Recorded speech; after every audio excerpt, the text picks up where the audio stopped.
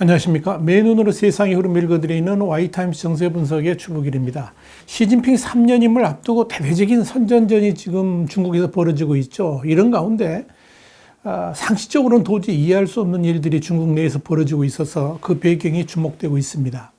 지난 4월 28일 중국 텐진시의 공산당 기관지인 텐진일보는 올해 59살인 라오거신 텐진시장이 전날 돌연 숨졌다. 이렇게 웨이신, 이게 웨이신이라는 건 중국판 카카오 스토리인데 이 웨이신을 통해서 보도를 했습니다.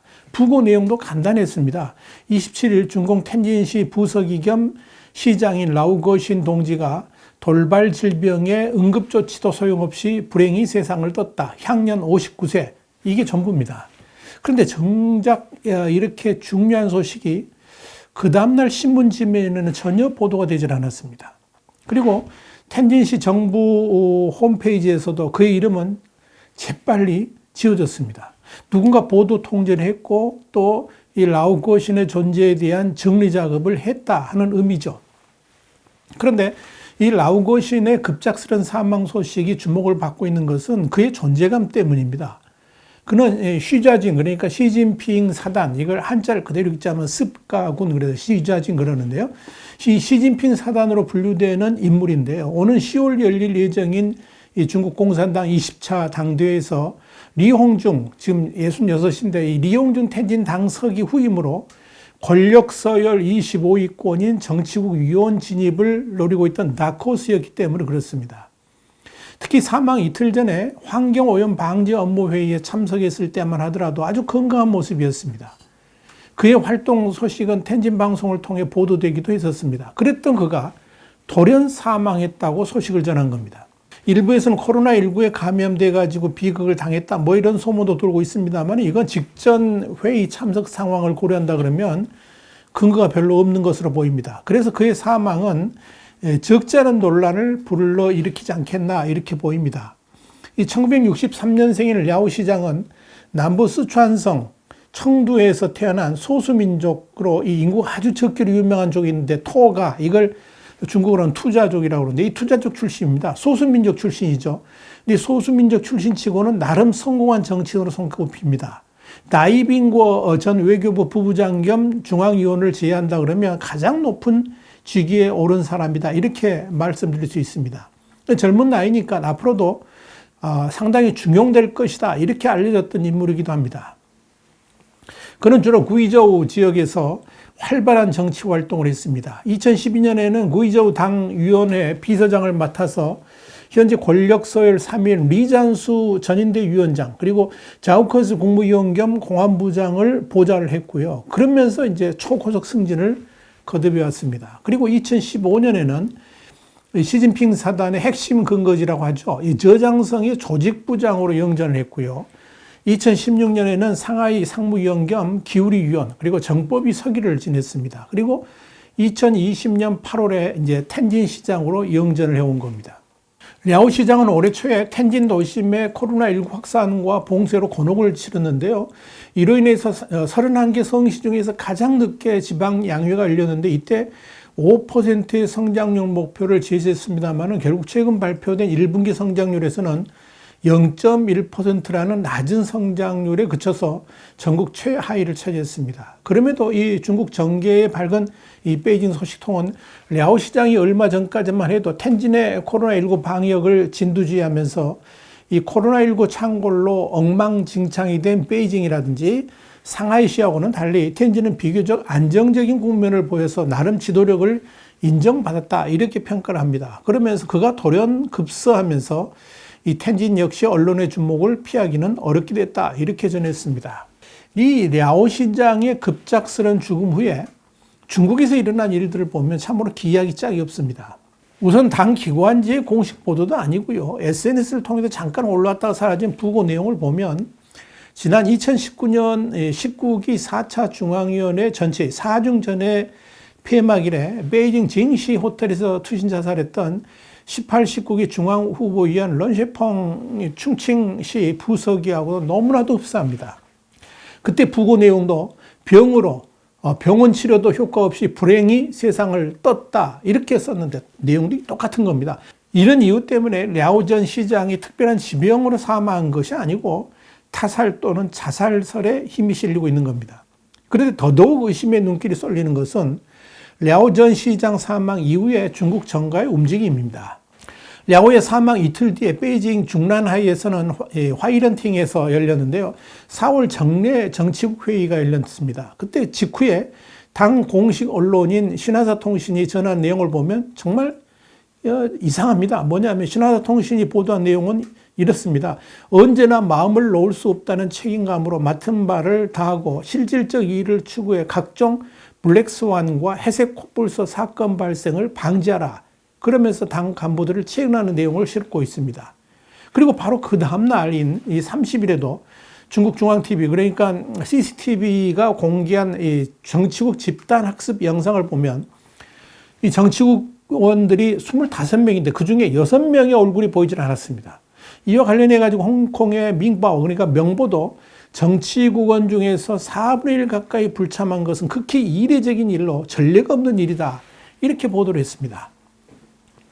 상무위원 7명은 전원 출석을 했는데 한 달 넘게 봉쇄 중인 상하이의 리창 당서기 그리고 방역 담당인 순춘난 부총리 또 리시 광둥성 당서기 왕천 전인대 부위원장 차이치 베이징 서기 또 구어성쿤 중앙정법위 서기가 이 중면회의에 참석을 하지 않은 겁니다. 자, 분명한 것은 이 랴오 시장의 상관인 이홍중 텐진시 당서기는 출석을 했다는 점입니다.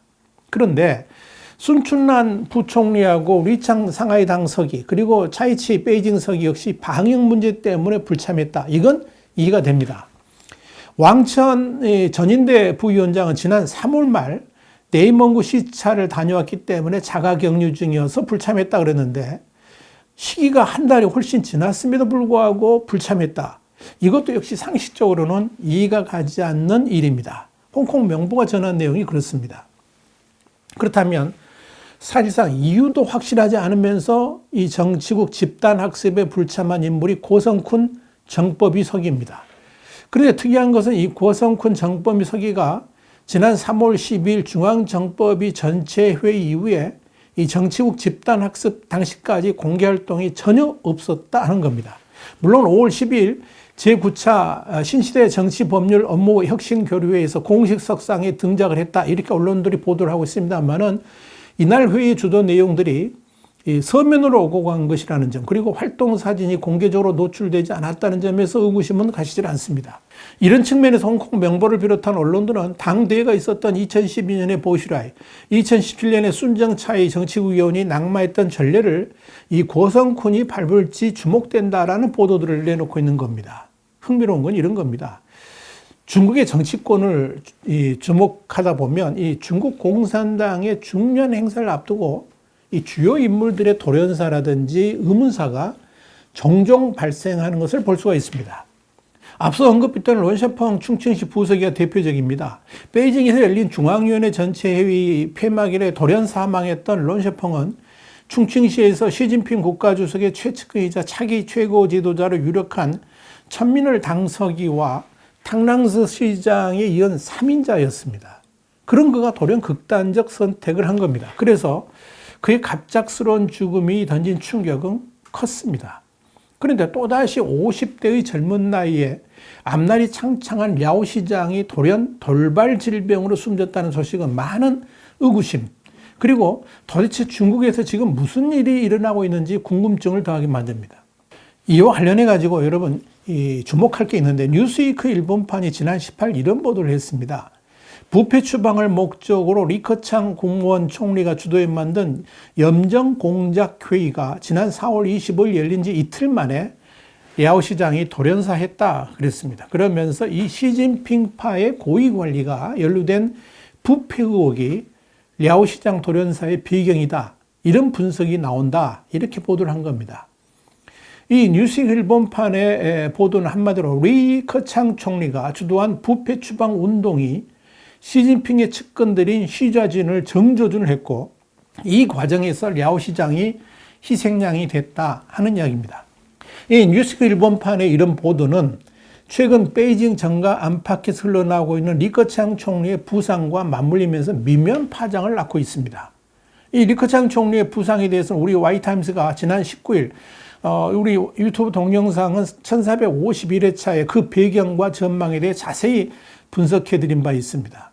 그런데 이 뉴스위크 일본판의 보도에서 흥미로운 것은 바이든 행정부가 이 중간선거 승리를 위해서 인플레이션 문제 해결을 해야 되는데 이렇게 하려면 중국의 도움이 필수적이라는 거죠. 근데 중국을 자유경제로 되돌려 놓기 위해서 리커창 총리의 파벌을 비밀리에 지원할 가능성이 있다라고 분석한 대목입니다. 다시 말씀드려서 미국 인플레이션의 주요 원인이 고유가와 물류난, 생산 차질 등인데 이 세계의 공장 역할을 하는 중국 도움 없이는 이걸 해결하기 어렵다는 겁니다. 그래서 이 바이든 행정부가 마오쩌둥주의로 회귀를 꿈꾸는 시진핑 대신에 자유경제 체제를 지지하는 리커창을 마쿠에서 지원해가지고 제로 코로나 정책을 풀고 또 중국이 이 러시아하고 우크라이나 간의 전쟁을 중지하도록 한다면 문제가 해결될 수 있다라고 이 뉴스위크 일본판이 보고 있다는 겁니다. 뉴스위크 일본판은 그러면서 이 바이든 대통령이 인도태평양 경제 프레임워크 그러니까 IPEF 출범과 쿼드 미국, 일본, 호주, 인도 협의체를 쿼드라고 그러죠. 이 쿼드 정상회의 참석자 일본을 방문했지만 이보다 더 중요한 숨겨진 목적이 다른 데 있을 수 있다라고 지적을 한 겁니다. 그러니까 뭡니까?